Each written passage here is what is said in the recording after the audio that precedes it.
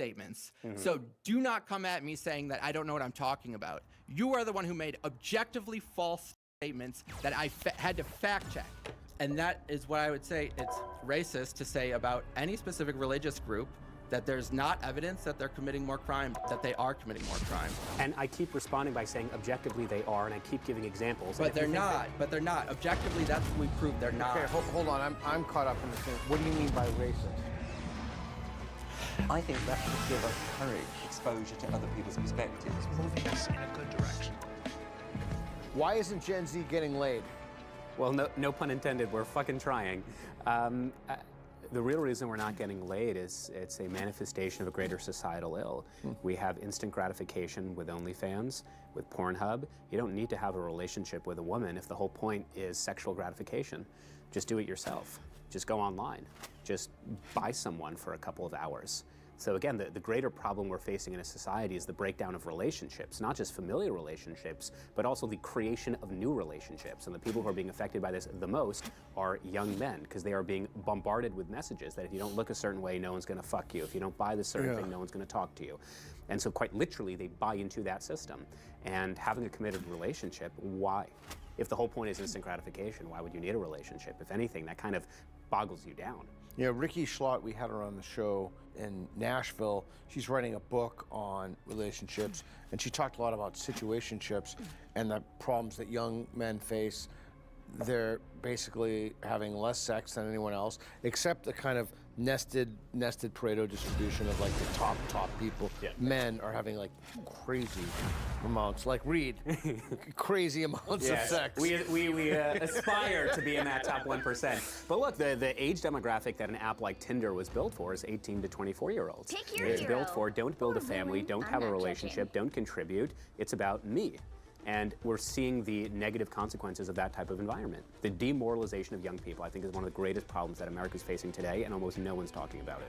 Oh, fascinating. Who's demoralizing Gen Z? I think it's pretty damn obvious, and I know my name is fucking Shabbos Kestenbaum, Yeah. so people are going to say, go figure, this guy's going to say it, but it's true. People like Tucker Carlson, people like Nick Fuentes, who say the reason you can't get fucked, the reason you don't have a job, the reason you can't move out of your mom's basement is something the Jews. It's these shadowy, undefined forces, this conspiratorial thinking that you will literally never be able to succeed because the system, whatever that may be, is rooted out to get you. And that is a terrible message to be telling young people, that you will never be able to pull yourself up from your own bootstraps. You will never be able to have individual success because of those shadowy billionaires, because of the Jews, because of Israel. That is what is killing young people, this conspiratorial thinking. And the people who are doing it, like the Tucker Carlsons, the Nick Fuenteses, they're doing it purely for self-interest. I mean, the amount of money that has been made. Candace Owens, do you think that Candace Owens is making hundreds of thousands of dollars per episode on YouTube alone. She's making, she's getting donations when she does her lives on social media. I mean, this is someone who, after the death of Charlie Kirk, who supposedly was a good friend of hers, has accused everyone except Charlie for the murder. You know, Erica Kirk was behind it. Actually, no, it was the Mossad. Actually, no, it was the Egyptians. Actually, no, it was the French. I mean, she is polluted by her own self-importance. And again, people buy into this. So you don't, so this would actually be an example. I'm sorry, and let me just interrupt, and it's not really anti-Semitism. And that's why I get so frustrated, because people will look at me, they'll look at my name, they'll look at the funny hat I wear, and say, oh, he just, you know, people are waking up. It's America first, not Israel first. It has nothing to do with Israel. It has nothing to do with America. Criticize Bibi Netanyahu all you want. Criticize AIPAC all you want. I don't give a fuck. But you have to recognize that young people, Gen Z American men in particular, are being fed a diet of political indoctrination whereby all of your problems can be blamed on, again, these shadowy, undefined forces. So, of course, young people who listen to those messages, they're not even going to try to contribute to society because it's rigged. And when I was on the far left, that was the message we were told. You know, it's the billionaires, it's the elites, whatever. But I never thought that that would be true on the right, because conservatism is all about individual responsibility. It's all about human agency. You are responsible for the choices you make in life. And for the very first time, I would say post-October 7th, we're now being bombarded with messages on the right that actually no, you can't achieve the things you want to achieve because of the tactics they're taking from the far left, because, you know, the system. Because I am ready to put on a show. We have so much to unpack here. So you were on the left, the far left. You voted for Bernie? Twice, yeah. I voted for Bernie twice. I marched with BLM. I marched at the Supreme Court when Roe v. Wade was overturned. I was 9 years old when I knocked on doors for Barack Obama when he was running for president for the first time. I was at the 2016 Democratic Convention as a Bernie bro, booing Hillary Clinton. So I have some degree of legitimacy or validity when I say that the conservative movement, of which I will admit freely, I'm a new member of, okay? I'm not a lifelong conservative, you got me. But I will say it is eerily similar to the patterns I saw on the far left of just blaming others for your inability to succeed in life. And now I will talk about the Jews just for a moment. Donald Trump received 35% of the Jewish vote in 2024, which doesn't sound like a heck of a lot. That is the most amount of votes from the Jews that a Republican nominee has received since Ronald Reagan. So we're talking about a heck of a lot of Jewish people who left the Democratic Party, like myself, and voted for Donald. We left the Democratic Party because it catered to their radicals, to their crazies. And we don't have any other party left if not for the Republican Party. And if they fall, not only are the Jews fucked, which they are, but America is fucked. Because what is best for the conservative movement is also what's best for America, right? Limited government, individual responsibility to their Christian values. And I really do believe that, while it's true, I try not to focus on the anti-Semitism, but let's call a spade a spade. Jews are a canary in the coal mine for a much greater societal ill. And if we allow this Jew hatred and this bizarre conspiratorial thinking that the Mossad killed Charlie Kirk to poison the minds of young people, forget about they're not going to show up to vote in 2028 and onward, but they're going to drop out completely, not only from the political system in the United States, but from the system in general. That's a major, major danger. Hey, did you know only half of you watching are subscribed? If you're enjoying the content, hit the subscribe button to keep the videos coming. Thanks. Yeah, so I have something on my mind I'm going to ask you about, something I've been thinking about. I just wish I had bookmarked this. I didn't bookmark it. It was one of those animated GIFs, you know, over time that they show from, and it was when Muslims move into an area, Jews move out. Have you seen that? There's that one, maybe we can find it over there, but talk me through it, because I've been sincerely thinking about this now. The relationship between Islam and Judaism, between Muslims and Jews. Yeah. We're going to go to the Parisian slums, interview Muslims, and I was told, well, I was told among other things, they don't go to McDonald's because they believe it's owned by Jews. They don't drink, I think Coke. They don't go to Starbucks, although there are apparently no Starbucks in the slums. But I was told, like, all these things that they believe Jews are responsible for. So, like, what is? I'm asking you a lot, but I'm kind of working out the thought in my own head. Are you concerned about Islam and being Jewish? I'm not even sure I phrased that right. It's not about being concerned of Islam because I'm Jewish. It's about being concerned of Islam because I'm a man of the West and I believe in Western hegemony and Western civilization. So theologically, ironically, Judaism has a lot more in common with Islam than it does Christianity. So, for example, under Jewish law, I as a Jew am not allowed to pray in a church. In fact, I'm not even allowed to enter a church. However, not only can I enter a mosque, I can actually pray in a mosque because Jewish law sees Islam as a monotheistic religion, whereas most rabbinic commentators see Christianity as a polytheistic religion. But that's only for Jews. Jewish law does not see Christians worshiping Jesus as polytheism, only the Jews worshiping Jesus as atheists. So theologically, Jews and Muslims have a lot more in common than Jews and Christians. Historically, sociologically, culturally, that is definitely not the case. And as I say time and time again, in the 21st century, Jews and American Jews across the world have a tremendous friend, and that is American Christianity. I mean, we have no greater friend. I'm very involved with Christian organizations, with evangelical organizations, with the Church of Jesus Christ of Latter-day Saints. So just on a pragmatic level, Jews and Christians, natural allies, and we are in this fight together against radical Islam. I've only seen radical Islam. We're filming this just a couple days after the Bondi Beach massacre, where two Pakistani-Australian men shoot and kill more than 15 Jews who are just celebrating Hanukkah on the beach, including a 10-year-old girl, Matilda. It is obvious, and Charlie Kirk was talking about this just days before he was killed, it is obvious that Islam as a political and religious philosophy is incompatible with Western civilization. It just is. That does not mean Muslims, but it does mean Islamists, and I do draw a distinction. Not all Muslims are Islamists, but every single Islamist is a Muslim. And what frustrates me so much is every time we talk about the obvious problems with Islamism, radical Islamism in the West, Well, not all Muslims are like that. Yeah, no shit. I mean, there are what, 2 billion Muslims? I'm not talking about them. I'm talking about the ones who want to kill us. In the same way, when I talk about a rapist or a murderer who is black, well, not all black people. Don't mess with the amazing. Obviously, but that's irrelevant. We need to talk about the ones who are. We need to be talking about the ones who genuinely believe that if you convert out of the faith, you should be beheaded. Not only should you be, but they actually do this. Like, this is an actual thing happening in countries right now. These are people who actually believe that the most moral just cause you can be doing is beheading babies and butchering a 10-year-old girl celebrating Hanukkah on the beach. These are like actual things that are actually happening. And when you have an Islamist like Zohran Mamdani taking the reins of power in New York City, that is not bad just for the people of New York, but it sends a terrible message to the rest of the American political culture that this is now a normal, accepted, and even celebrated thing. Someone who praises the Holy Land Five, which were an unindicted co-conspirator of the funding of Hamas and other terrorist organizations. I mean, someone who, forget about calls for the Intifada, because obviously that's a call for violence, but it's so debated these days, it's not even worth getting into that debate, because let's just focus on the people he's hiring. Literally today, an hour ago, before we started this interview, he was forced to fire one of his appointees because his appointee just a couple months ago was talking about these power-hungry Jews. Zohran Mamdani is a third-world Islamist who is trying to bring his third-world culture into the United States. And that's not necessarily a problem because we've always had bad actors in American political discourse. The problem is he's elected. That's the big paradigm shift, because people like that aren't usually elected anymore. And so I'm not necessarily worried about him. I'm worried about the Zohran Mamdanis of the future. New York City, Democrats outnumber Republicans 8-1. Okay, so a far-left politician won. Great. But I'm more concerned about people who are trying to copy that all over the country. That's what we need to be concerned about. So you said you didn't want to talk about, sorry to push on this, we don't have to talk about it.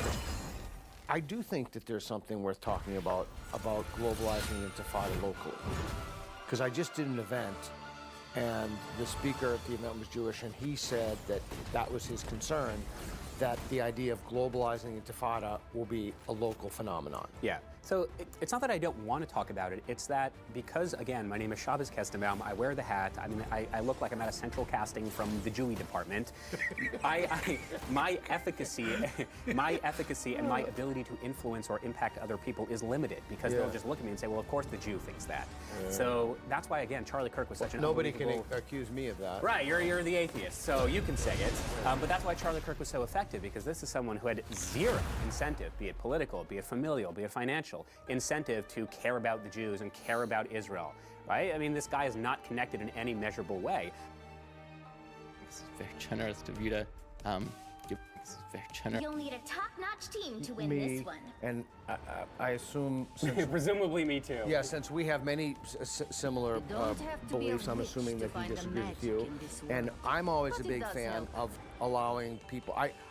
One of the things that Reed and I try to do is we try to get as much a disagreement as possible. And while I may push back on you or my guests, some of the things I don't believe in, but I just push them back to kind of test ideas. It's very generous of you to give me this opportunity. Absolutely. So I'm happy to hear your opinion. I guess when you make statements of facts that I don't think there's any evidence for, I think is what the issue is. I am simply now, the issue with fact-checking is it's always easier to spew out something than to fact-check it. So I am going to have to rely on ChatGPT. But for example, you can ask a simple question like, do Muslims commit a disproportionate of violent crimes in the U.S.? You said this as if it was a fact that is well known and undisputed. And ChatGPT responded very authoritatively, no. Available evidence does not show that Muslims in the U.S. commit a disproportionate share of violent crimes once you look at the reliable data instead of stereotypes or media coverage. Can you give him a chance to respond? Of course, yeah. And so I'm not going to read all the evidence and links that it links, and I suppose that and maybe this is what's difficult about this sort of format is that you would have to investigate that evidence, but I just want to offer as one quick fact check. I don't think there's anything like a consensus or that this is obvious. I think this is, at the very least, an extremely controversial claim that there's not immediate evidence for, and you said it like it was common sense. Sure, so it's not that Muslims create disproportionate amount of crimes in the United States. I mean, if we want to go race or ethnicity, it's probably African Americans. I think African Americans even though they're 13% of the population, commit 50% of the murder. So absolutely not. Muslims are not disproportionately more criminal.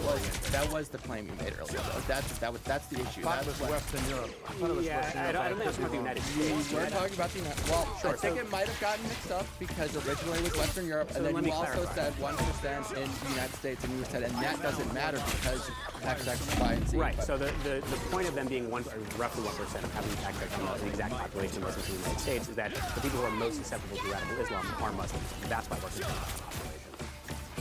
Sorry, I didn't quite understand your answer. I'm concerned about radical Islam, right? So the people in the United States who are most susceptible to becoming radical Islamists are not Jews, blacks, or other Muslims, which is why the only place in the United States that we've ever heard called for death in America have been in Muslim-majority cities like Dearborn, Michigan. That's what concerns me so much. It does not mean that Muslims are more innately radical. It does not mean that Muslims I'm not talking about innate either.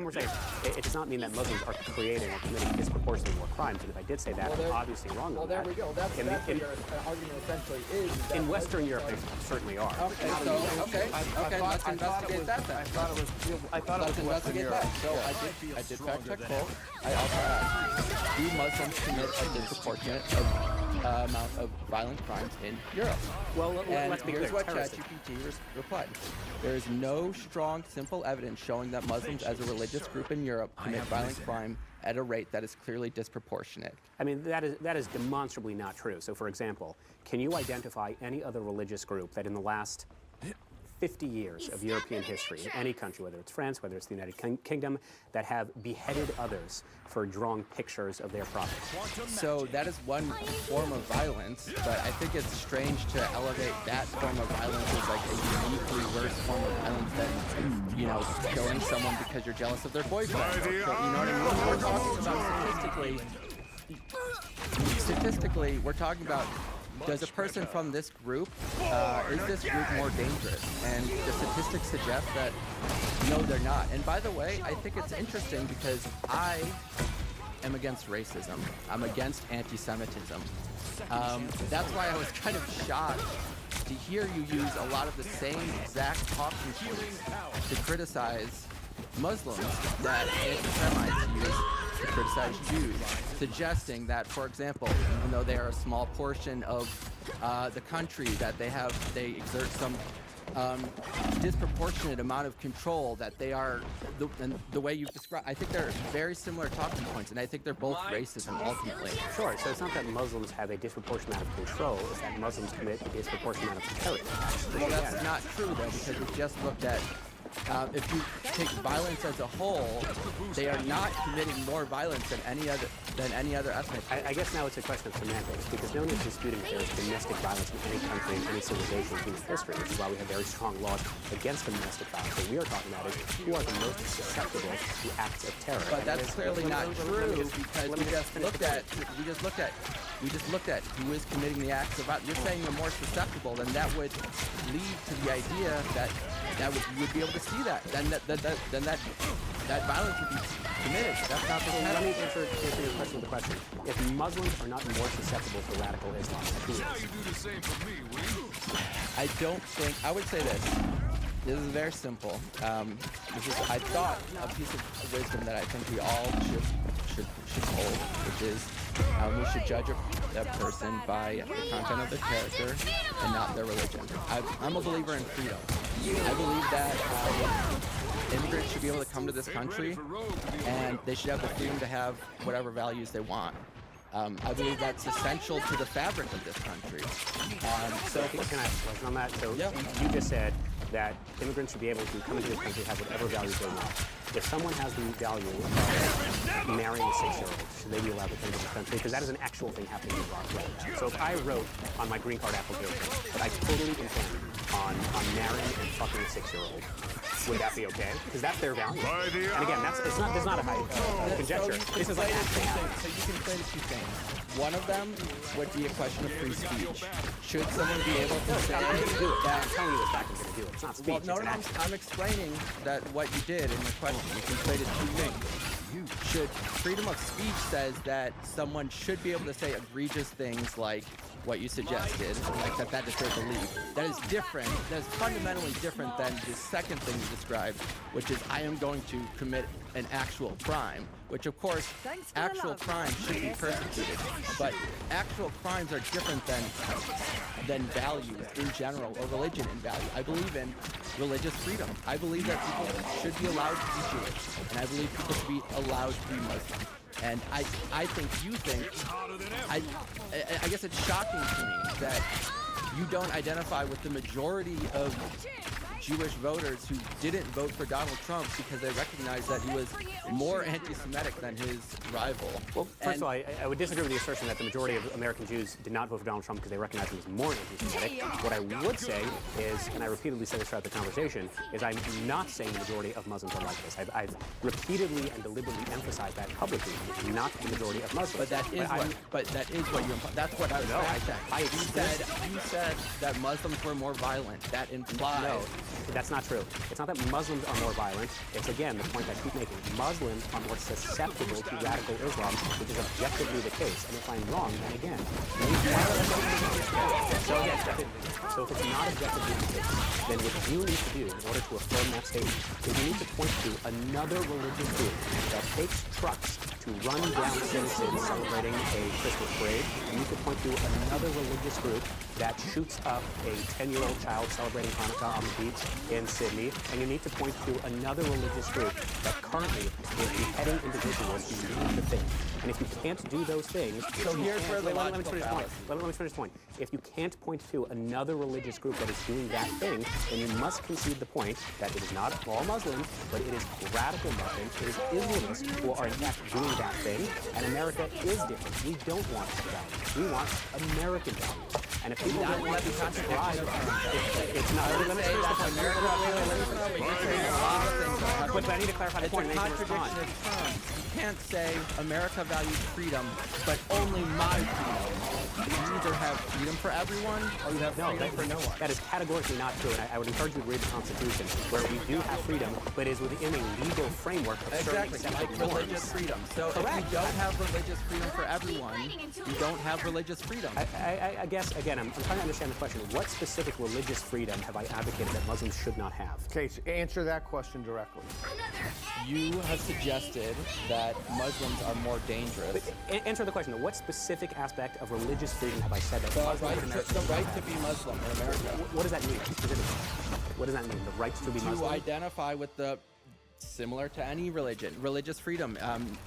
To identify with that religion. So if we were to replay this tape, you would hear me saying that Muslims don't have a right to identify as Muslim in America? You said that Muslims commit a disproportionate amount of crime, and I said, that's false. Okay. We don't have evidence for that. Okay, and what does that have to do with Muslims should not be allowed to be Muslims in America? Because it was connected to all these, well, first of all, I think the claim needs to be assessed on its own merit. Which we did. Which is, so it's not fair to, and that is what I would say it's racist to say about any specific religious group that there's not evidence that they're committing more crime, that they are committing more crime. And I keep responding by saying objectively they are, and I keep giving examples. But they're not. Objectively, that's what we proved. They're not. Okay, hold on. I'm caught up in the thing. What do you mean by racist? So I would say define racism as to contribute a negative property to a group of people based on their ethnicity or the color of their skin. And do you think he's done that in this conversation? I think he has, by suggesting that Muslim people are more violent when the statistics don't support that. And actually the statistics suggest that immigrants in general in America and even in Europe commit less crimes. Okay, that's a different conversation. I'm going to give you a chance to respond to the racism comment. Sure. Again, for the many-th time, I'm not referring to the majority of Muslims. I keep saying, and again, if you have a counterpoint, I'd love to hear it, but it doesn't seem that you're providing it. Muslims are more susceptible to radical Islam. If they go to mosques, or if they have a relationship with an imam, who tells them, like in Dearborn, Michigan, like in Bondi Beach, like in Nice, France, that it is the highest calling of a Muslim to behead those who don't believe in your faith. It is the highest call of a Muslim to kill Jews and kill the infidels. That is what I'm really, really concerned about. So, and let me be clear. If Jews were making that claim, if Christians were making that claim, if he was making that claim, I would call them out and I would perhaps be suspect of their religious teachings and ask, what is it about the religious teachings that are encouraging so many of that particular faith to be doing it? So to be clear, objectively, they're not. Objectively, people of that faith are not committing a disproportionate amount of violent crimes. That is the entire thing with that. So I think I'll just answer with this, otherwise we're just going in circles. You keep saying that they are not. So I'll ask you the question I asked you a couple minutes ago. If it's true that they are not, then what is the religious group that are in fact beheading infidels? What are in fact the religious group or groups that are murdering individuals who convert out of the religion? What are the religious groups that are shooting up Hanukkah parades and Christmas markets? I think all racism is bad. All racism is bad. Agreed, but that's not an answer. All right, hold on. I think we're getting caught up. This is my perception. We're getting caught up in a word trap. You're using the word violence. I also think it's a geographical trap. I think I could be totally wrong about this, but I thought you were talking about Western Europe, but I could be totally wrong if not. It's specifically Western Europe, not Eastern Europe.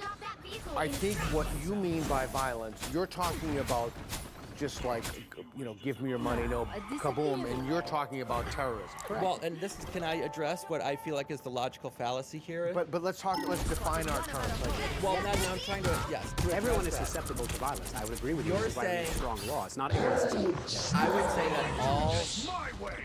I would say that one form of violence is not worse or better than another form of violence.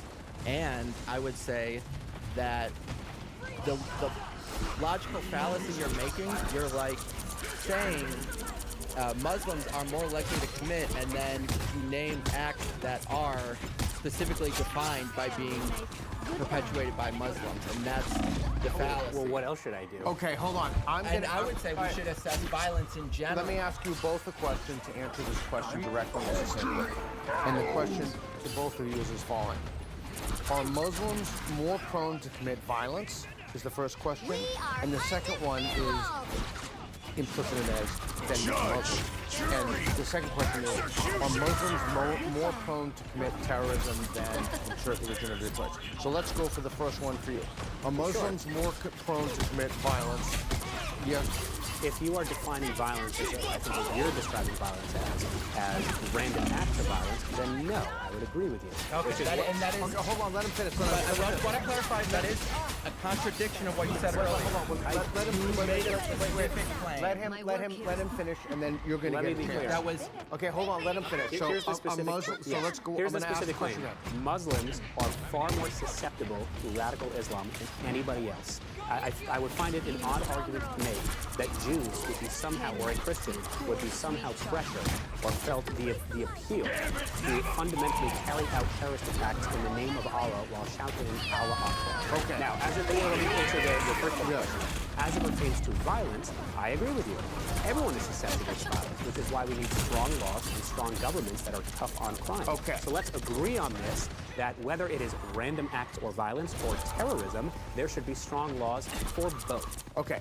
So I just want to make sure that I understand. So the question is, are Muslims more prone to commit violence? Your answer is no. No, I don't see any data. But the question. No. Wait. You have to let people finish. absolutely. I just want to say. Okay. No. There's no saying anything. Period. You have to let him finish, and he has to let you finish. Fair enough. So I'm going to go back to the beginning again and ask you that question again. Are Muslims more prone to commit violence in general than non-Muslims? No. Okay. That's it. Second question. Are Muslims more prone to commit terrorism specifically than...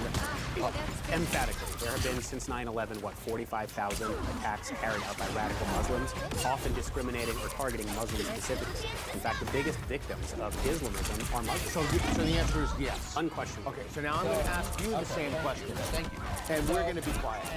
And let's, again, this is part of being a fellow atheist, it's hard, you might agree with the statement that it's harder to debunk things than to put out false information. So I am going to have to rely on ChatGPT. The gift gala. Yes. But let's answer the question directly. And I asked the question directly for that reason. Are Muslims more likely to commit terrorism? No, that's not the question. Violence is the first question. Well, the first question I thought we answered, and the answer was no. And so you agree with him? Yeah, of course. Okay, so then now let's go to the second. And now let's go to the question. Second question. Are Muslims more likely to commit terrorism in the U.S.? But we didn't say U.S. Okay, we didn't specify, but I am going to... So that's a big distinction. Okay, we can go there next, but let's... No, because it's irrelevant. The answer is probably not, although again, there have been significant Muslim terrorist attacks in the United States. Are they disproportionately Muslims? I don't know, but it's irrelevant. We're just sticking to the questions, but we can That's talk why about other questions later. Just to be clear, we did talk about the U.S., so that's why I addressed the U.S. The majority of the conversation specifically was on Western Europe. I explicitly said in the conversation that America does not have the same... bring up the U.S. Okay, so you specifically brought up you're born Michigan. Correct. There's a tremendous... lot about the U.S. Hang on. You're conflating many different things. I said there's a problem of domestic extremism when people in Dearborn, Michigan are saying death to America. I did not say that Muslims therefore have a disproportionate amount of terrorist attacks in the United States. So two things can be true at the same time. You just conflate all these things. You seem to say that terrorism, extremism, rhetoric, they're all kind of the same thing. I'm saying that's objective. No, I'm explicitly defining that. Wait, let me give you 10 seconds. I'm explicitly stating that there's a difference. There is extremism, which is absolutely what we are seeing in Dearborn, Michigan. That does not mean that there is terrorism. Why? Because as we said in our conversation, the United States, thankfully, does not import the same amount of radical Islamists as Western countries. In Western countries, it is a tremendous problem. The United States is not as much. Everybody needs to pause. So when I asked you the question, are Muslims more prone in general to commit violence, you said no. When I asked you that question, you said no. So you agreed on that. Then I asked the second question, are Muslims more prone to commit terrorism? There's no insert country of origin. Are Muslims more prone to commit terrorism? And you said yes. Now I'm going to ask you that same question. Are Muslims more prone to commit terrorism? I would say that according to, and I think we should first answer in the U.S. because... Okay. Are Muslims more prone to commit terrorism? I would say no. Okay. I would say that that's a more complicated question. We were talking about statistics. I wanted to look at the data, and that requires looking at it. That's why I wanted to specify it. So first, I thought we should just look at the data. But that's moving. I think that's moving the goalposts a bit. Okay. Well, why don't we first just address this question real quick? Are Muslims more likely to commit terrorism in the U.S.? I've already said no. Well, I'm glad you agree. So I'm glad we agree that importing Muslims, your biggest concern is not actually a threat to anyone in the U.S. because they're not more likely to commit terrorism and they're not more likely to commit crime. And I think that defeats your entire argument, which is that it's a problem that Muslims are coming to the U.S. I think it's just frustrating hearing that question because I thought during our conversation I was so explicitly clear that there's a difference between Muslims and Islamists. I say this repeatedly, and again, this is why I get a little frustrated. I have no problem whether you're a Muslim or a Christian or a Jew or an atheist coming into our country if you seek to assimilate, if you believe in Western values, if you believe in freedom of religion. Absolutely. I've been so clear for years and years. What does that mean, hang on, assimilate? I'm about to tell you. Okay. Assimilation means that you believe in democracy. You believe that people have the freedom to choose who they want to marry, who or what religion they want to believe in, that they believe that America is an exceptional country. If your name, as I said, is I think that part of being an American is you don't have to believe that America is exceptional. You have to finish. If you want to come into this country, you should believe in those things, whether your name is Mahmoud Khalil or Jewy Jewstein. What I am making the distinction is Islamists, and if it's true of radical Jews or radical Christians, then I would include them too. But let's call a spade a spade.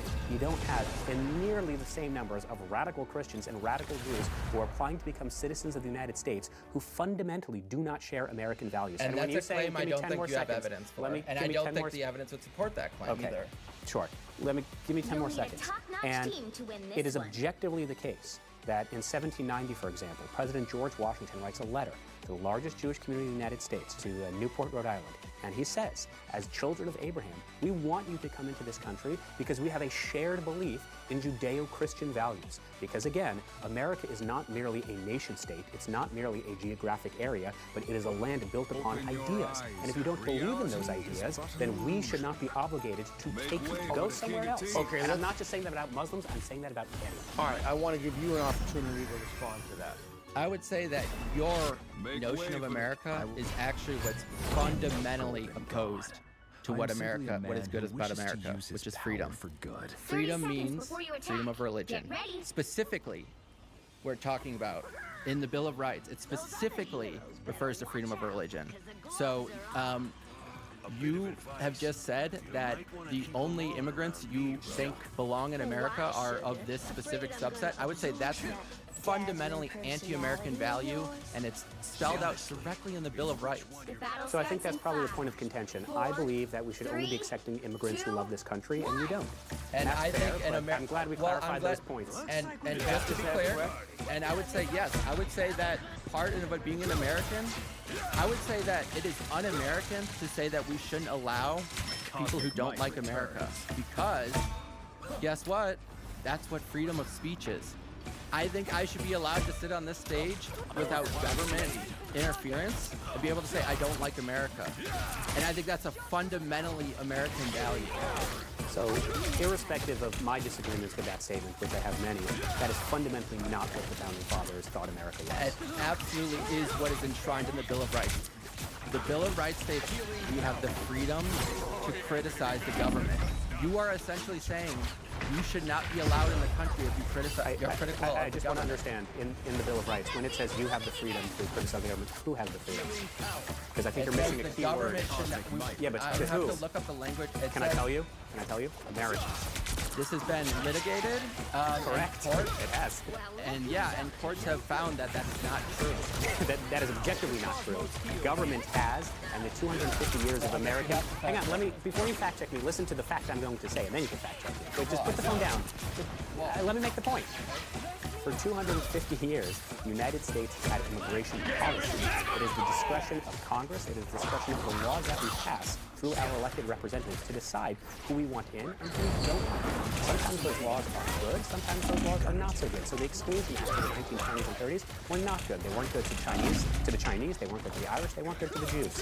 However, it is still legal because it is the discretion of our constitutional republic to decide who we want in and who we don't want in. Non-Americans, Syrians, the Canadians, French, do not have a constitutional right to become citizens of the United States because of your bizarre interpretation of the Bill of Rights that everyone has the right to criticize the government. It's the same for American citizens, which is only that's what I was going to fact check, but you stopped me. because I want to make the point first. Well, you're making the point, but it's on a false premise. Okay, if you truly believe that it is a constitutional right of non-Americans, wherever they are in the world, to come to America and become citizens, then I don't think there's much to debate to be had, because we can debate opinions, we can't debate facts. Is that what you That is believe? not a fact. Is that what you believe? I believe, so let's take a step back. You were talking about the values. What are American values? Regardless of the laws, what are... But is that First, let's answer that, and then we can do is American what he said what you believe? Is that a fair no, without the phone. Like, is that a fair characterization? Did he fairly characterize what you believe? I don't know. I don't know. I didn't quite take it in. If you want to repeat it, I Would you can mind? go back. Would you mind repeating it, please? Sure. The Bill of Rights is referring to American citizens. So, it seems to be that your argument is that anyone in the world has a constitutional right, granted by the Bill of Rights, to come to the United States of America, to be granted citizenship. Because as the Bill of Rights says, we are not going to curtail your freedom of speech. And I am saying, on a legal matter, on an objective, factual matter, no one has ever, in the course of human history, and certainly in the course of the 250 years of American democracy, has ever, not one, had the right to come into the United States. There's an application process, You there's a line. mischaracterized my argument, and now Okay, you're so tell attacking me us that. strong. No, but so that's not correct what you said. Like, Yes. okay, so tell him what you believe. I think that someone should not be discriminated against in their attempt to come into the United States because a fundamental American value is freedom of speech. So I think that is So my can I understand? when you say discriminate, you are saying that if the United States finds something objectionable about the applicant for citizenship and they deny that citizenship, that would be discriminatory? If it's in the context of speech. Now, freedom of speech doesn't mean like freedom to do a crime. Those are completely different issues. But I would say, for example, freedom of speech includes the right to say, I hate America. So let me ask without you, government interference. That's freedom of speech. That's fundamentally different than a crime or something like that. so then let me ask you, just because I'm curious, forget about the legalities. I'm more curious about the idea behind it. Why specifically do you want someone who hates America to come to America? Forget about the legalities. I'm just curious why you want that. I would say that it's a non-issue, and that I'd say that somebody who's, and the reason why I'm attacking the idea is because I think it's a false premise in the first place, but it's a non-issue. I don't think someone would come here if they didn't like something about America, but here's the issue. And this is why we're disentangling it. You want to limit who comes here based on an arbitrary set of criteria which you describe as American values. And I would say that the ultimate American value is the freedom of expression. So, Okay, hold on.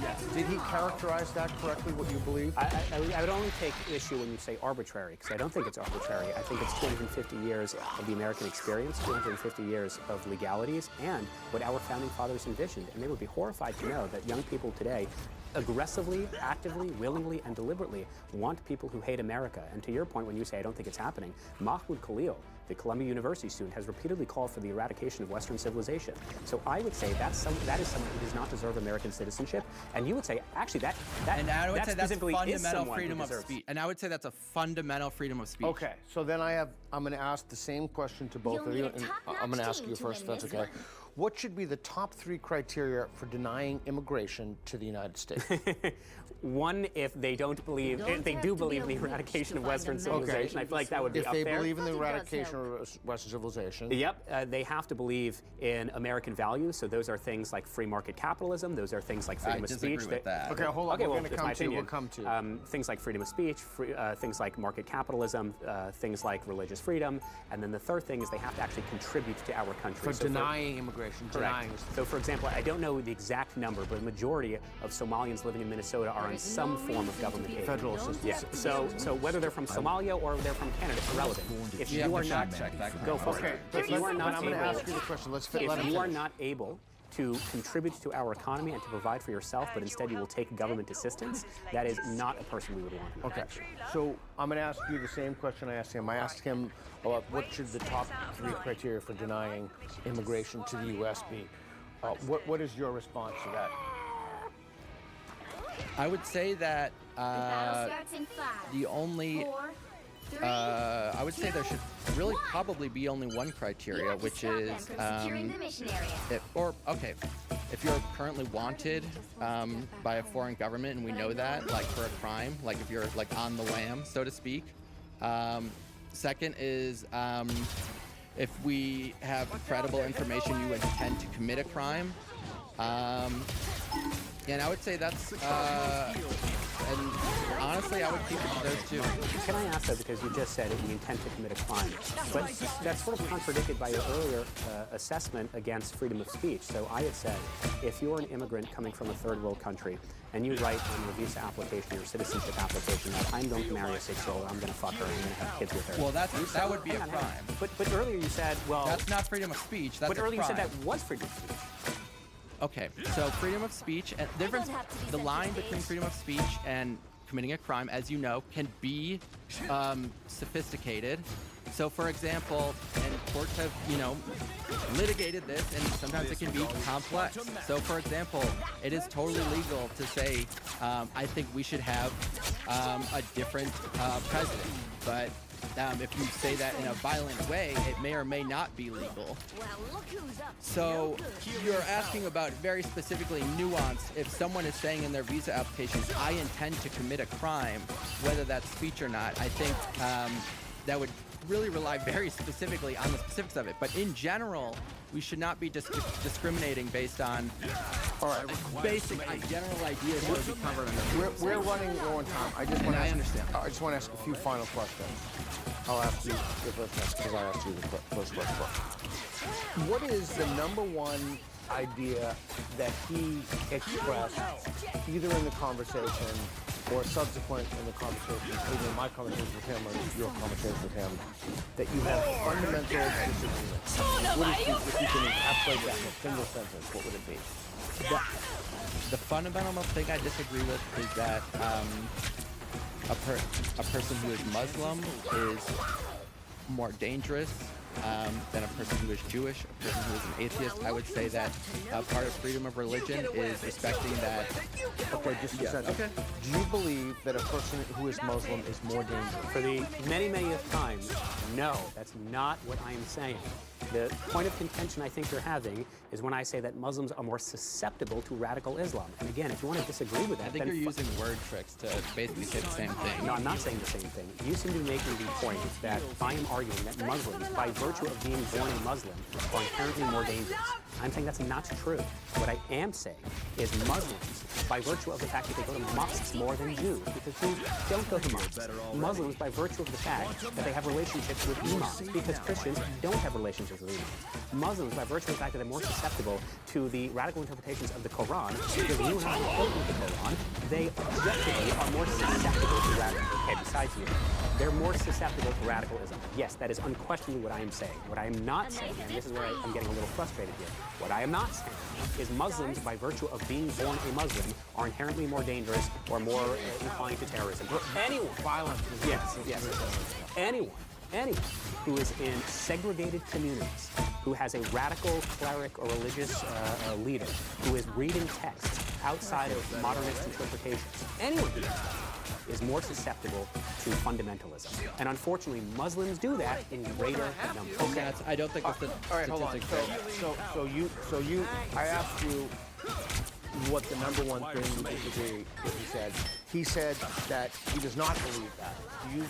What is your response to the fact that he does not believe? The number one thing that you disagree with him about, he claims that he does not believe what you think that he believes. Are you making a distinction between someone who is born Muslim and someone who identifies with the religion of Islam? Am I understanding that correctly? No, again, I just literally on my show at Crybabies, we just had Sheikh Khalid Al-Hayl. He is a Muslim, a practicing Muslim. He wore his Muslim dress. He's not an Islamist, which again, I take pains to draw a distinction between Muslims, the majority of whom, overwhelming majority of whom, are peaceful and law-abiding citizens, and then the people I actually care about because they're the ones coming for me and my kids. Okay, all right, hold on, let's just pause. So I asked you the number one thing that you have a fundamental disagreement with. He said he does not believe that.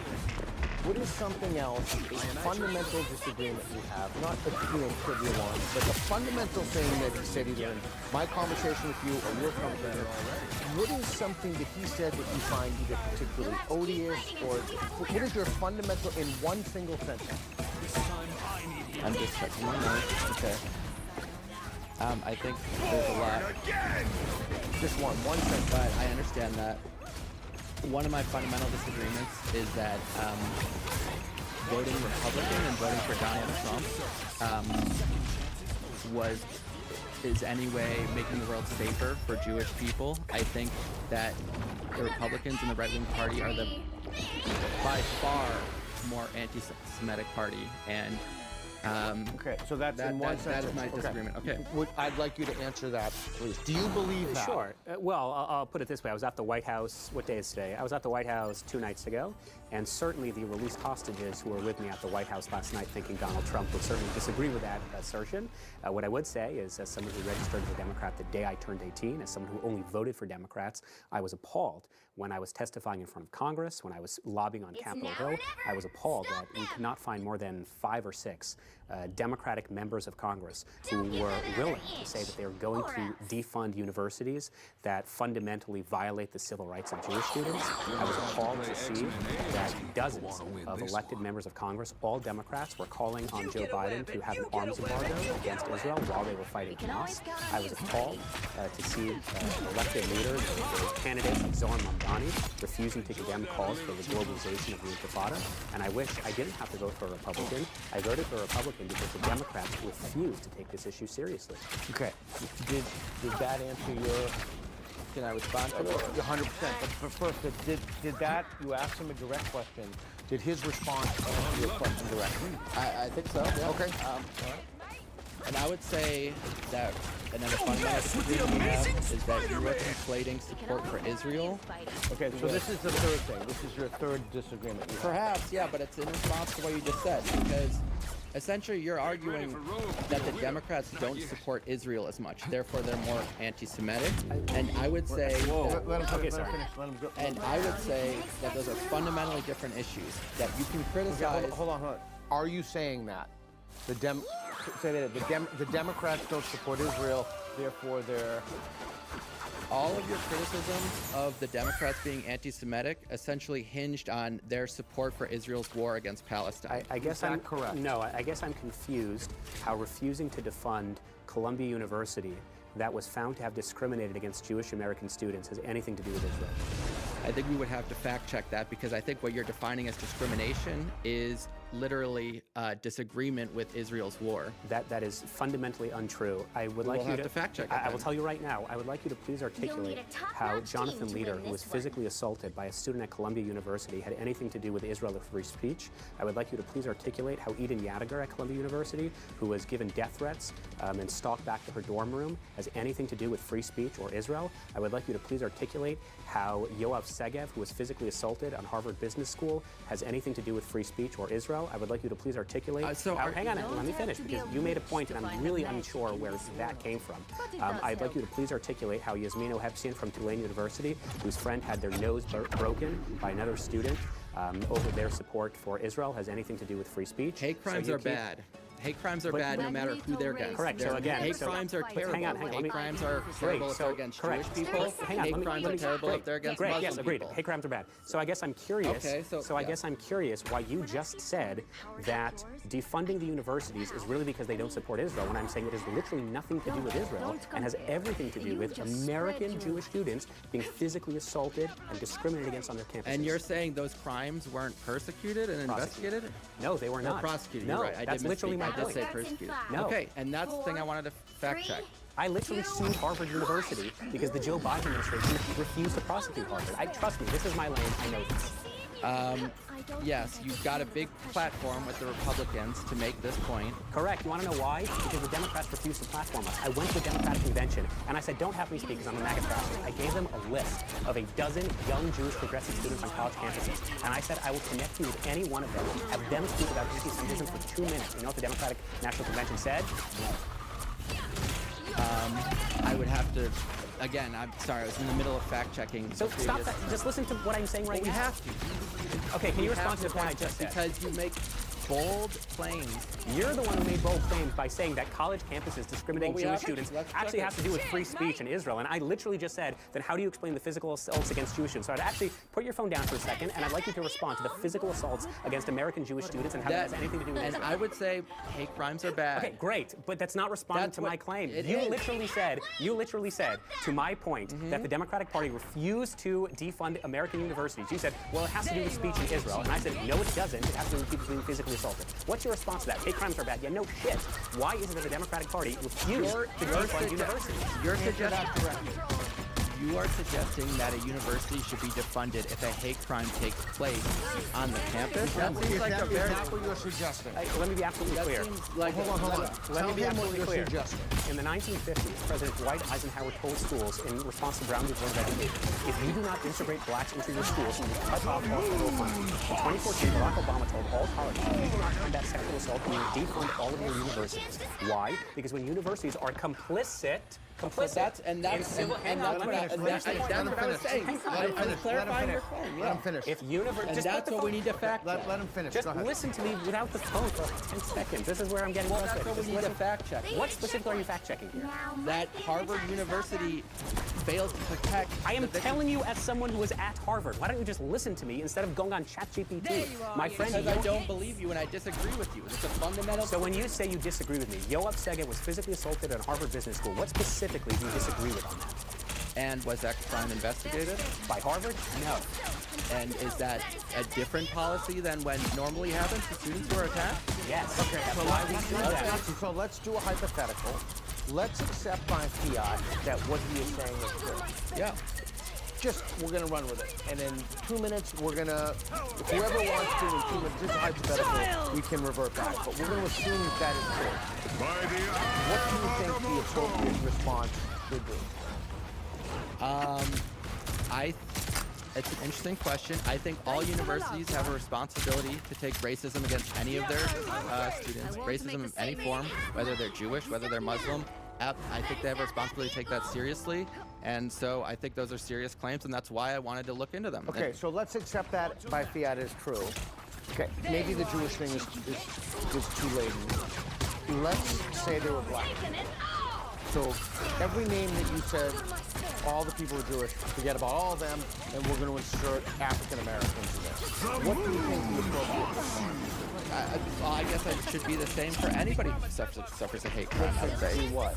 Well, I guess I'm not an expert, but I think it's something along the lines of investigating the crime, figuring it out. Yes. And investigate to do what? They've investigated and they said, yep, Harvard violated the civil rights of black students. Now what? Because, by the way, the Department of Justice has already conclusively determined that Harvard and Columbia and Yale and elsewhere have actually violated the civil rights of Jewish students. So I guess I'm curious why even after the fact that the federal government has already ascertained that they violated the civil rights in Title VI of the Civil Rights Act, why the Democratic Party insists that they should not be penalized in any meaningful way. And I'm also curious what that has to do with it. So I guess I would say that here's what this says. Forget what it says. What do you think? Let's say this happens to black students pretty egregiously. What should, and I don't want to put words in your mouth, but you mentioned defunding. Yes.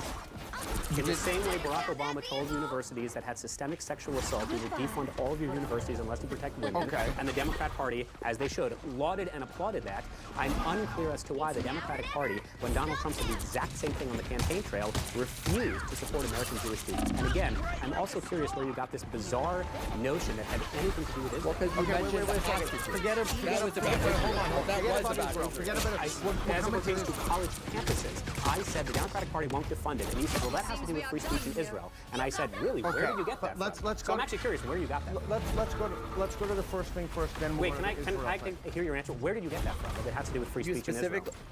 Because there was a movement on these campuses to divest from Israel because there was a war going on in which they felt they were committing war crimes. And what, again, you're not answering the question. What does that have to do with the civil rights violations of American Jewish students? What is the connection between Israel and the violation of American Jewish students on college campuses facilitated by their universities? I would have to read into the specifics. So then why did you make the claim? Because I believe that this is what's being conflated. I think there was but a you protest. just said you don't know. So how can you say it's conflated if you don't know what's being conflated? This This is what's frustrating to me is that there was a protest movement on these campuses to stop supporting Israel while it was committing war crimes against a vulnerable population of Palestinian people, killing men, women, and children. And that movement was violently attacked and crushed and suppressed.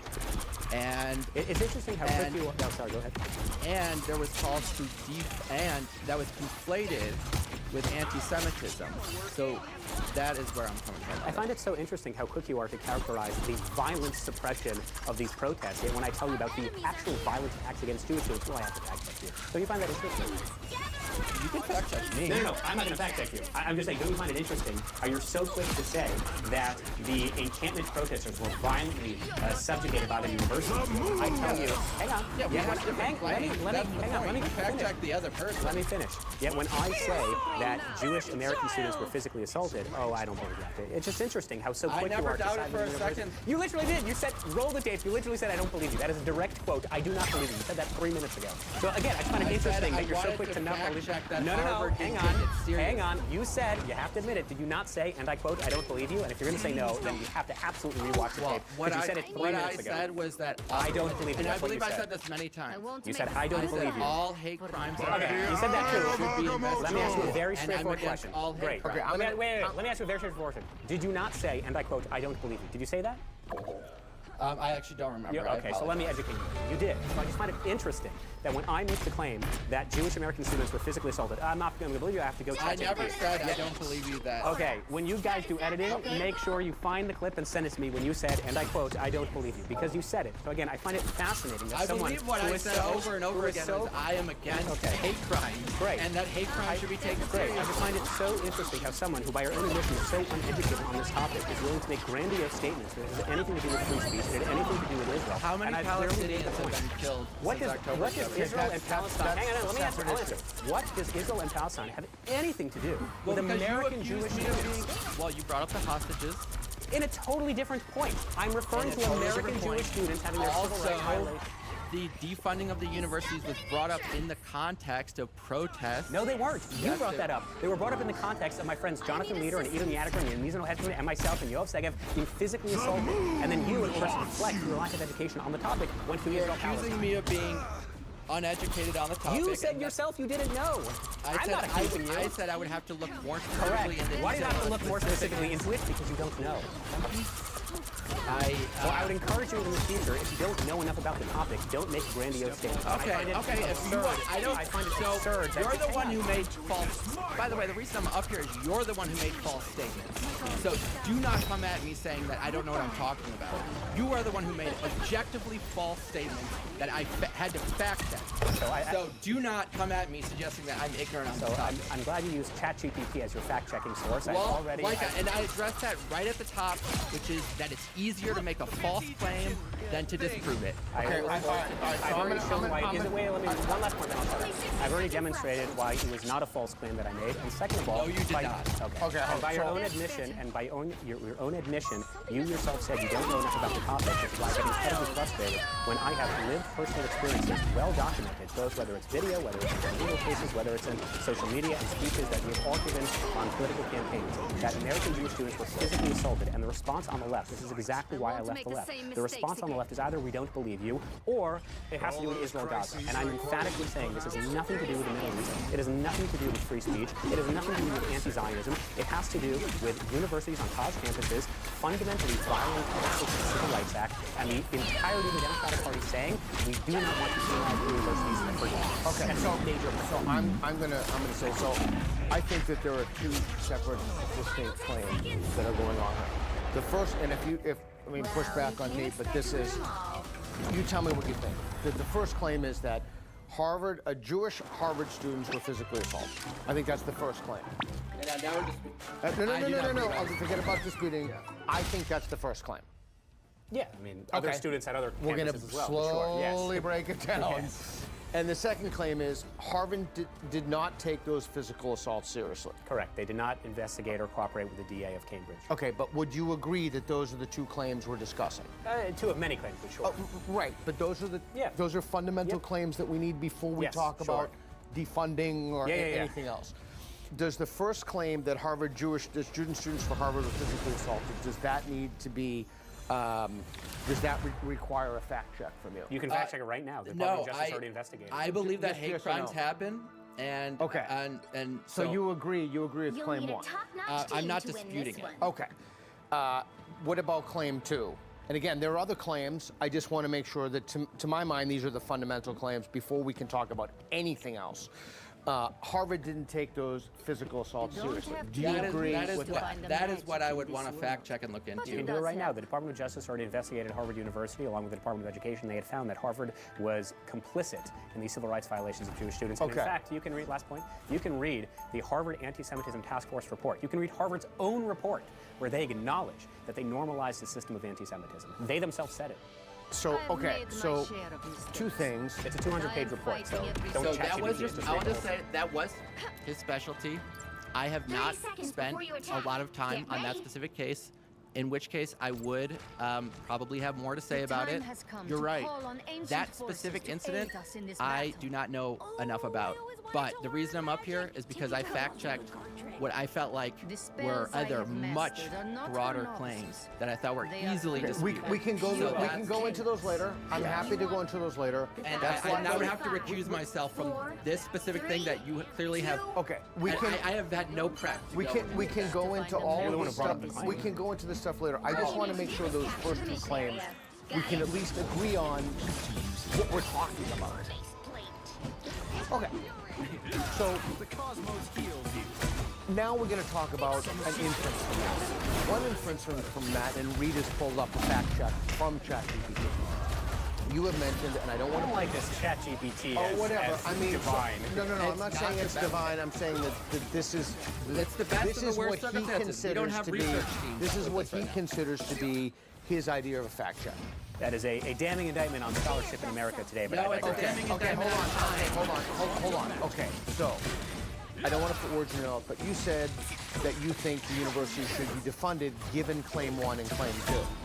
And many others. And many other claims. If it were not Jewish students, if they were black students, would you think that Harvard should be defunded? Or whatever university. I think that's a very valid and interesting question, and I think on this specific question about whether or not Harvard did a good enough job protecting Jewish students, I think I would have to recuse myself for needing to do more research. No, on this forget about specific Jewish question. students, black students. I don't know. That's the answer. That's the answer. I don't know. I don't know if the answer. I don't know if defunding it would help So it. can I answer? If a black student, or Muslim students, or gay students are being discriminated against and having their civil rights violated by their universities, unquestionably, not a penny of American taxpayer money should be going to those universities. And I find it surprising that the Democratic Party and the left, which are all about the emancipation of women, gays, Muslims, and blacks, do not seem to support the same hypothesis when it comes to Jewish students. So I don't need to do research because I know any university would choose to discriminate against any student, they have forfeited the right to American taxpayers. I think that's a reasonable argument. I disagree that Muslims commit more crimes, and that was the big thing. That's the big reason I'm up here. Okay. I don't think you were claiming they I was not claiming that. I think we've been through this. So I'll say it one last time, and I'm repeating myself at this point. We're making I think, a trivial distinction between Muslims and Islamists. So are you saying there is no distinction? That would be incredibly. What is your distinction? I just said. Well, that's another conversation. All right, let's end with that. We'll do this is the last one we'll do. So tell me, how do you define Islamism? How do you define Muslim? How do you define? Is it just a basic so that we're all on the same page of what we're talking about? I am willing to receive those definitions. But I don't have them. But you just said I'm the one who's not making any trivial distinction. So when we say what is this distinction, you can't say, well, I don't know, because you just said To me, you it disagree with my sounded distinction. like you were conflating them, so that's why Right. I'm willing to receive. So what hang your on. When you say definition I'm conflating them, I say, okay, well, what is the them? And then you say, well, I can't define it. Muslims. No. What is the difference between an Islamist and the Muslims Muslims? and Correct. So what is the Islamists. difference? Because you say I'm conflating them. So what's the difference? I'm saying I don't understand what you're So saying. then how can I possibly be conflating them if you don't know what the Maybe I definitions used are? a slightly incorrect word. I'm saying I don't understand the differentiation. So then let me tell you what we did in the conversation. That's why I said Not all Muslims are Islamists, but all Islamists are Muslims. The majority of Muslims are peaceful, law-abiding citizens who have freedom of speech, who have freedom. What is an Islamist? I'm about to tell you. let him finish. Come on. Who fundamentally believe, I'll take the ones who live in America, who believe in American values, who believe in the rule of law, who believe in religious freedom. Islamists are people, listen to their own words, don't believe in any religion. They believe in the subjugation of the infidel in favor of Islam.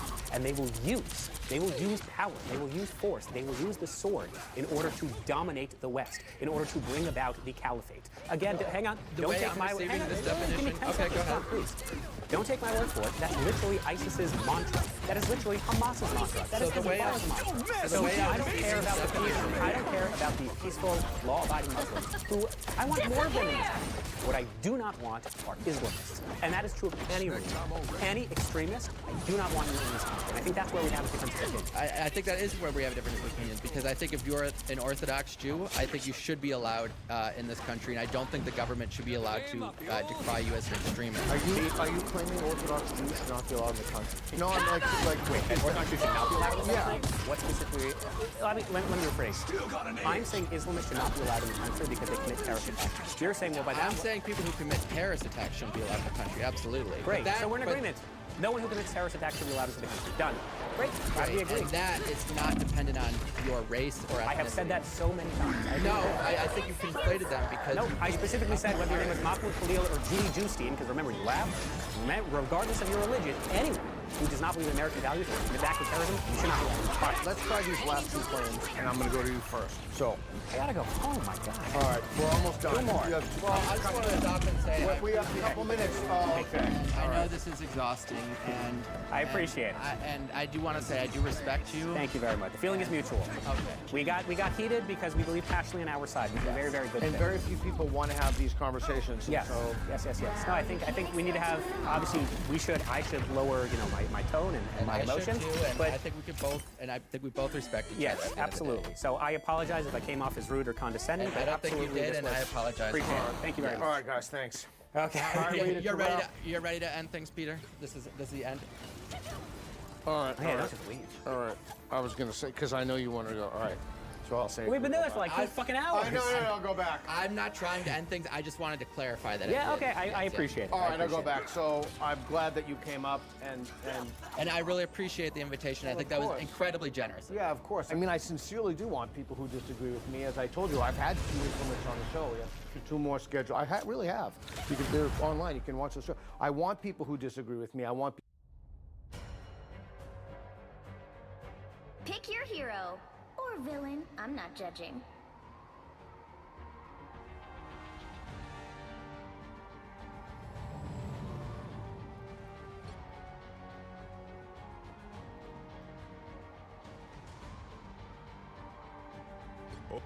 Open your eyes. Reality is but an illusion.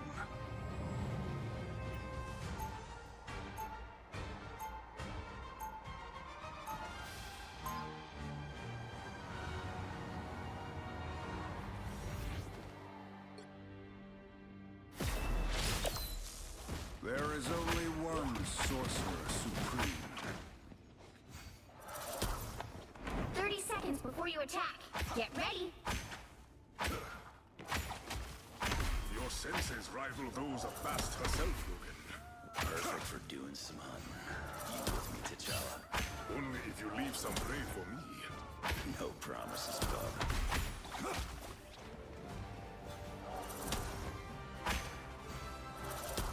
The battle starts in 5, 4, 3, 2, 1. All you need to do is capture the mission area. Got it? My people look forward to the afterlife.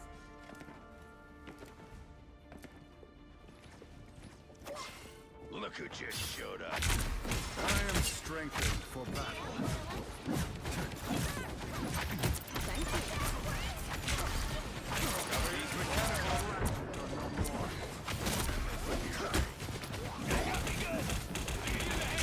Looks like the mission area is yours to capture now.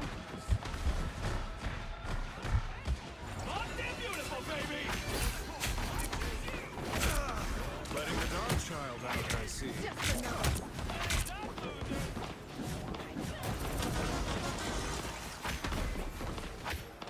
The mission area is yours. Good medicine.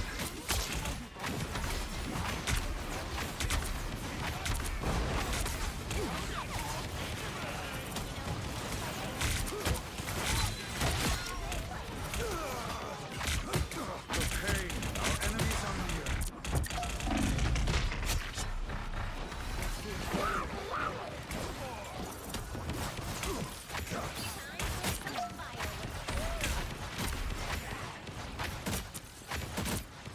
You are not my kind of king or god.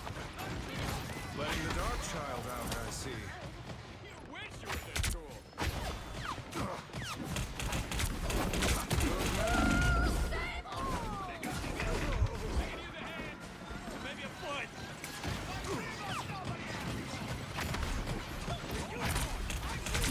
Us against the world.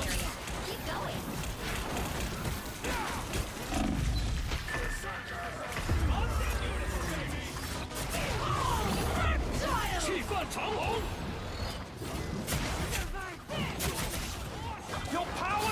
Hands are shaking again. Focus.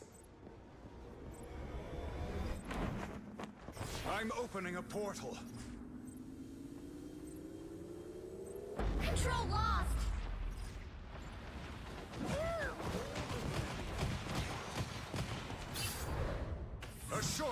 through space. By the eye of Agamotto!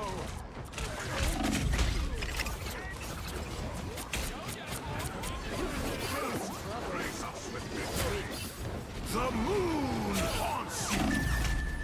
Hands are shaking again. Focus.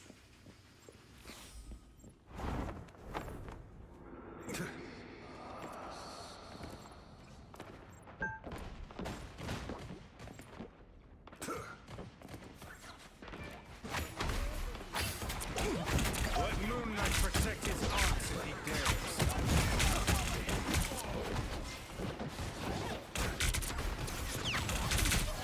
Enemy in front of us. Good medicine. Leave me, darkness. Watch out for their team's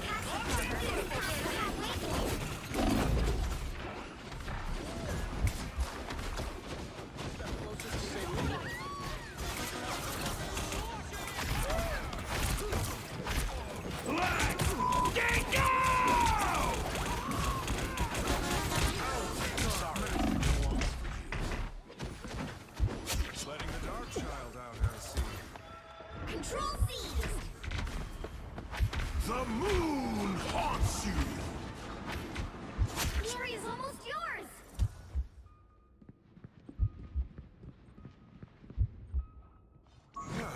Healing energy. I am strengthened for battle. My healing factor can't charge! Fire!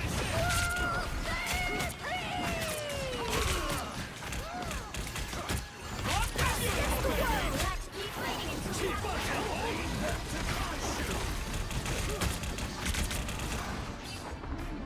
Your powers are mine! against the world! Destroy these arcs where you find them. Control lost! Alice, dark magic.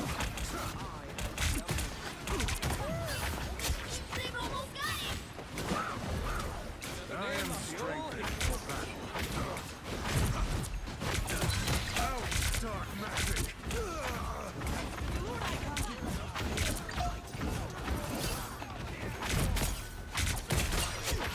Watch out.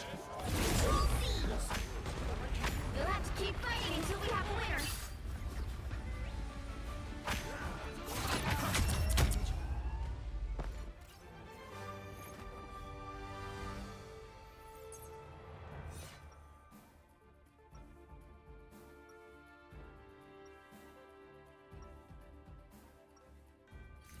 As Sorcerer Supreme, I oversee other magical adepts.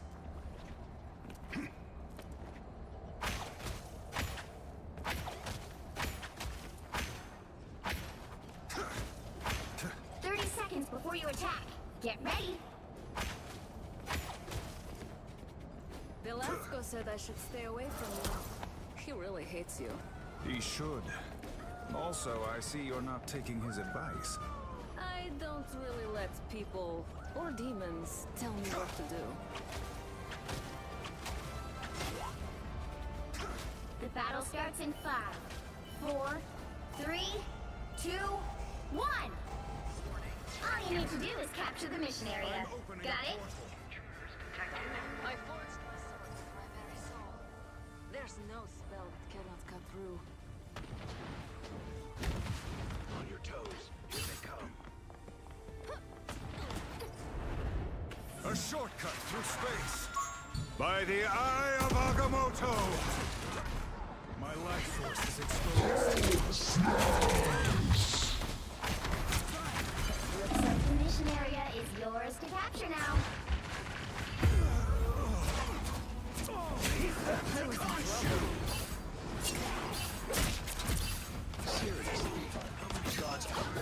I got you! The Sorcerer Supreme returns. You're mine.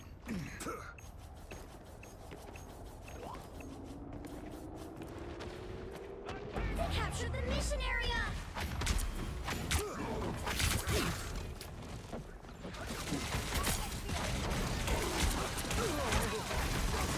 I am strengthened.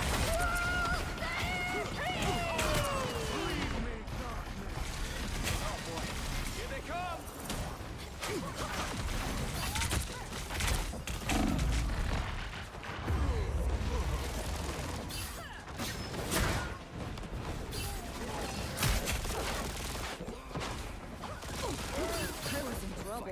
doctor is in.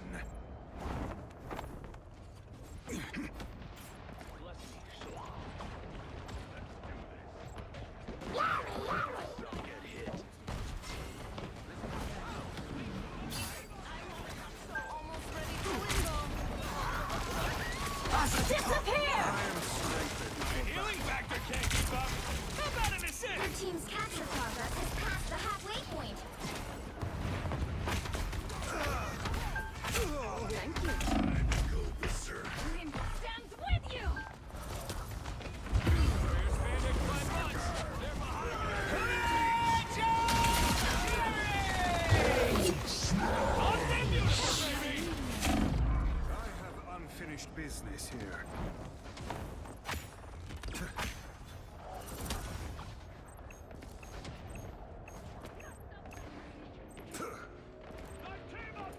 They've almost got it!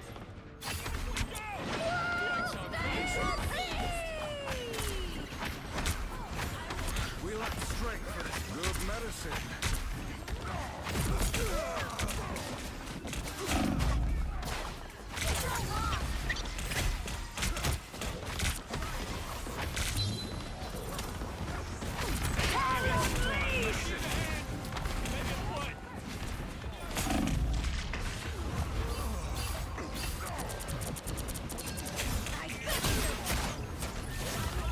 Let's keep fighting until we have a winner. The mystic arts won't fail me again. I'm opening a portal. Pentagram of Torah. By the eye of Agamotto. Disappear!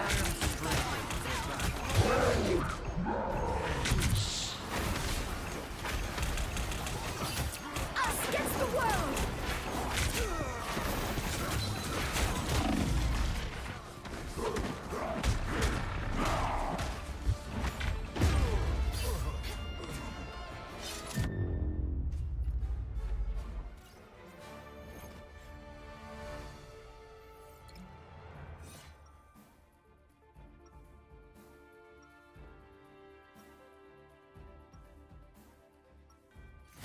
There is only one sorcerer supreme.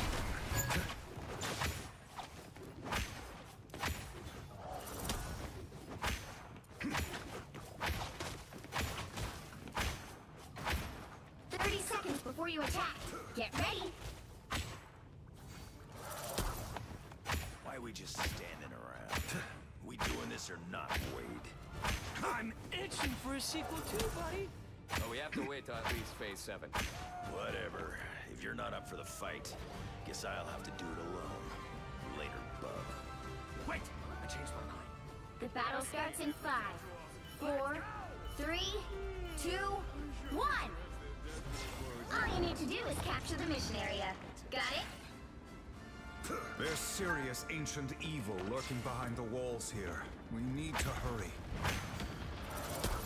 There's so Enemy in front of us. Good medicine.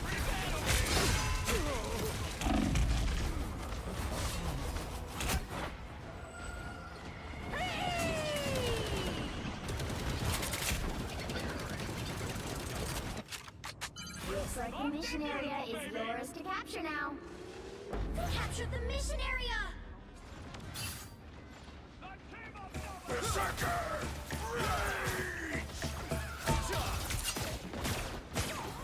Quantum match.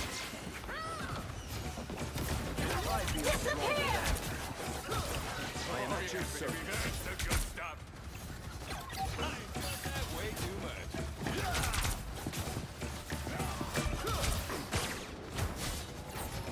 Control C!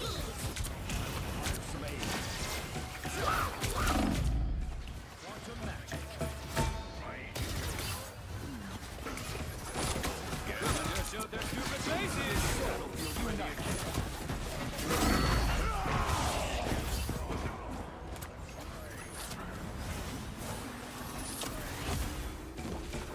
Control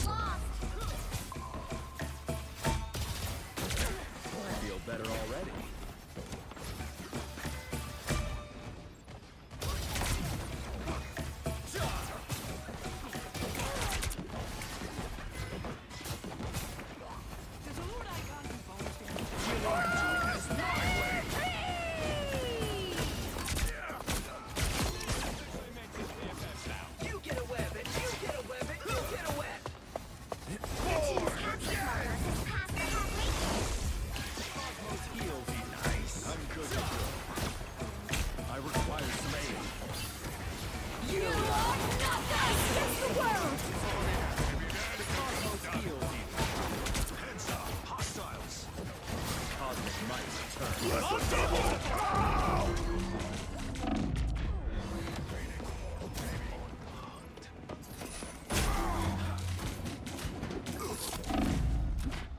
So weak. There's still so much to do. They've almost got it! The cosmos heals eaten.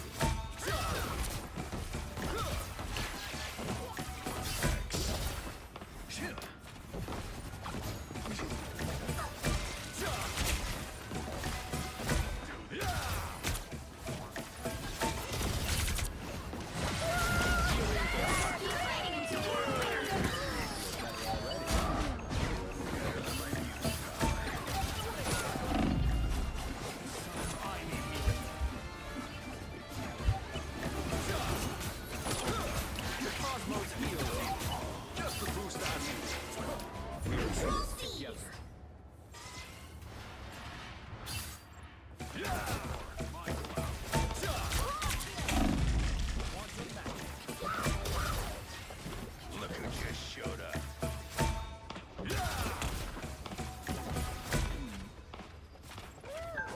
I need medical support. Healing power. Thanks. Hey, behind us. I'm good to go. Disappear!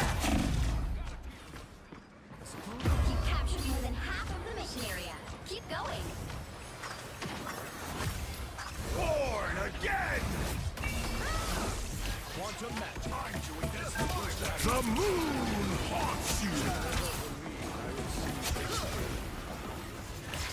Second chances.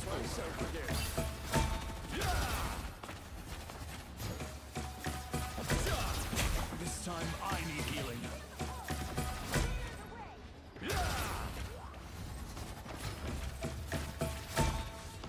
I feel better. The area's almost yours!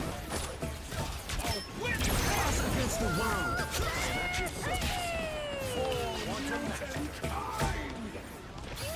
Woo! Never miss!